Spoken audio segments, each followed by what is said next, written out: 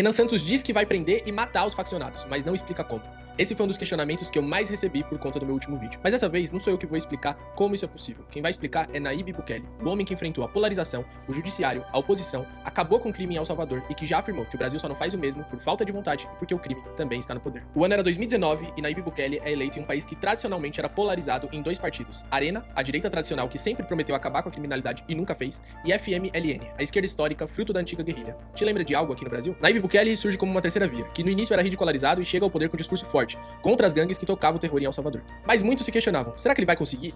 A Suprema Corte deles não tinha alinhamento com a população, os jornalistas e especialistas dos direitos humanos não o apoiavam, mas ele tinha ao lado o maior ativo, a vontade do povo de se livrar do controle do crime. O mesmo que acontece aqui no Brasil, onde mais de 60% das pessoas é a favor de endurecer as leis contra o crime organizado e 87% dos moradores da favela apoiaram a operação no Rio de Janeiro que eliminou 120 faccionados. Então, eleito, logo nos primeiros meses, Bukele intensifica operações policiais e bota o exército na rua para retomar o controle dos territórios dominados pelas gangues. A popularidade dele aumenta muito e o número de homicídios começa a diminuir. Exatamente como Renan propõe fazer aqui no Brasil, a partir do dia 1 do seu governo, decretando, com apoio do Congresso, tudo dentro da Constituição e previsto no artigo 136, um estado de defesa temporário, o que permite botar o exército na rua e os policiais locais de cada estado para retomar os territórios estratégicos, como o Rio de Janeiro e o Ceará, nas áreas que são dominadas por facções, além do Porto de Santos em São Paulo, que todo mundo já sabe que está dominado pelo PCC. Mas mesmo com a população ao seu lado, o Congresso de El Salvador não queria aprovar um pacote de leis para endurecer as penas e o combate às gangues. Então Bukele começa a usar as redes sociais para expor os deputados que votavam contra esses projetos e que claramente queriam deixar a população insegura.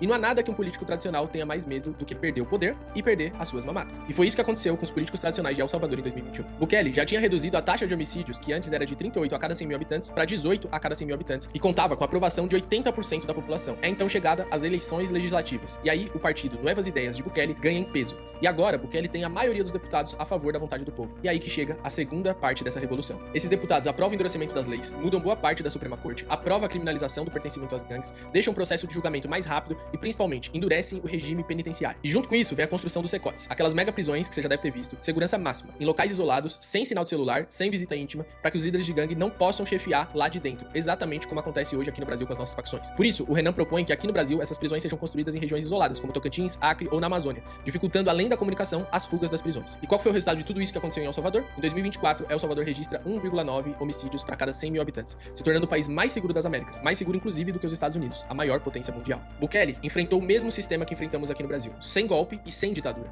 mas com coragem e vontade de fazer. Se o Renan vai conseguir fazer o mesmo no Brasil, só o tempo vai dizer. Mas o que eu tenho certeza é que é impossível querer resultados diferentes votando nas mesmas pessoas. E se você conhece alguém que acredita que o Brasil não tem solução, compartilha esse vídeo com essa pessoa e me segue aqui para as próximas análises.